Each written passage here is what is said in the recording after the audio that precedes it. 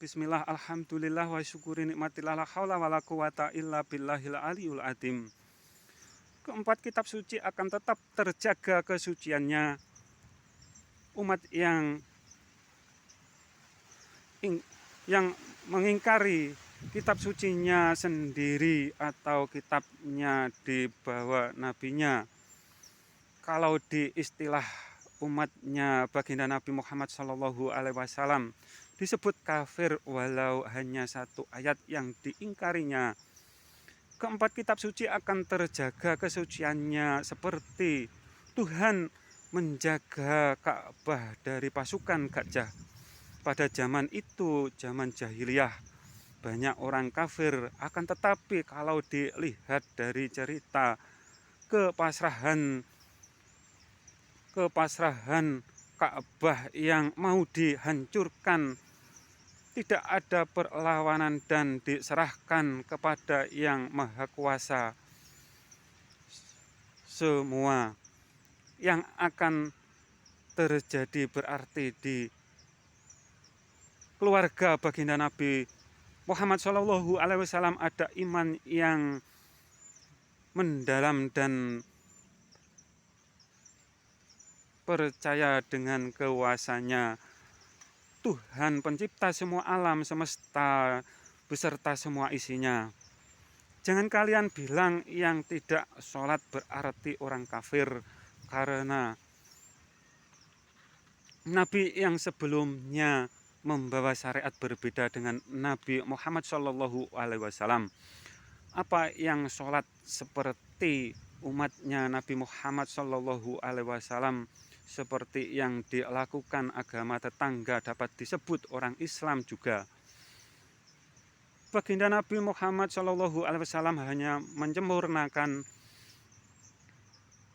syariat agama Islam saja, dari Nabi Adam sampai beliau satu tauhid, satu Tuhan, satu tujuan, mencari ridhonya Tuhan. Walau syariat yang diajarkan berbeda-beda, tujuannya sama, mencari ridhonya Tuhan. Kalau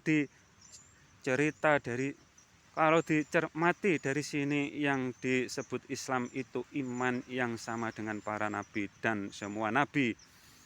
Penegak tauhid dari Nabi Nuh sampai baginda Nabi Muhammad SAW. Penegak tauhid setelah para umat di zamannya menyelisihinya atau banyak yang menyelisihi, bukan berarti tauhid sama sekali tidak ada. Karena kalau tidak ada sama sekali, orang yang benar-benar imannya, dunia ini sudah kiamat. Keempat kitab suci akan tetap terjaga kesuciannya. Yang demikian akan nampak jelas setelah merah putih dari timur menuju ke barat. Di cerita umatnya baginda Nabi Muhammad SAW akan ada Imam Al-Mahdi. Di Nusantara ada Sabdo Palon nagih janji. Janji setiap yang ditagih. Janji siapa yang ditagih? Janjimu sendiri, janji kepada Tuhanmu, atau kalian dibekali agama Islam dan cerita-cerita yang sama di agama lain yang intinya sama dalam pengertiannya atau benang merahnya sama. Keempat kitab suci terjaga kesuciannya. Yang demikian itu tentang tauhid atau dalam hal ilmu ketuhanannya, seperti di Alkitab yang menjelaskan di awal kejadian itu firman, yang artinya tidak ada firman yang menyerupai, menyamai, apalagi melebihi Alkitabnya. Kalau di ajaran nenek moyang orang Nusantara, Tuhan tan kena kinaya apa, atau zatnya Tuhan tidak dapat disamakan dengan makhluknya atau dengan apapun.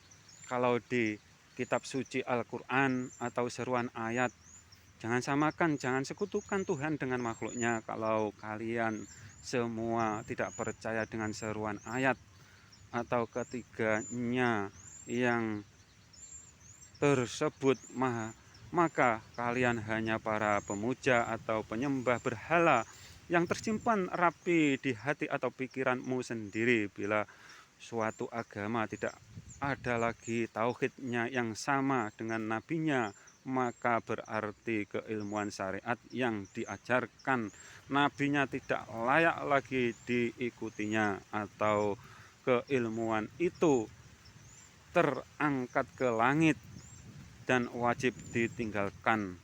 Dan carilah yang masih utuh dalam hal syariat agama dan imannya. Syariat agama jalankan di merahmu, tempatkan imanmu di putihmu, hijaumu, jati dirimu, atau Islam sejatimu. Hakikatnya ruhmu yang telah bersaksi dan berjanji kepada Allahu Rabbi. Kehidupan ini hanya melaksanakan janji. Jangan pahami beragama hanya untuk akhirat saja. Setiap perbuatanmu tidak terlepas dari agama Islam yang menjadi bekalmu hidup ini.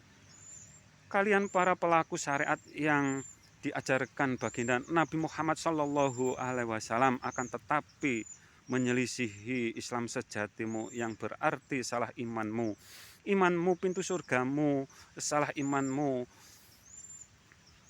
surga yang tanpa hisab yang akan kalian dapatkan. Surga ada dua, surga yang sesungguhnya dan surganya yang bermata sebelah diperuntukkan yang bertauhid bermata sebelah juga, dan yang tauhidnya bermasalah. Bila salah iman, tempatmu neraka. Wassalam.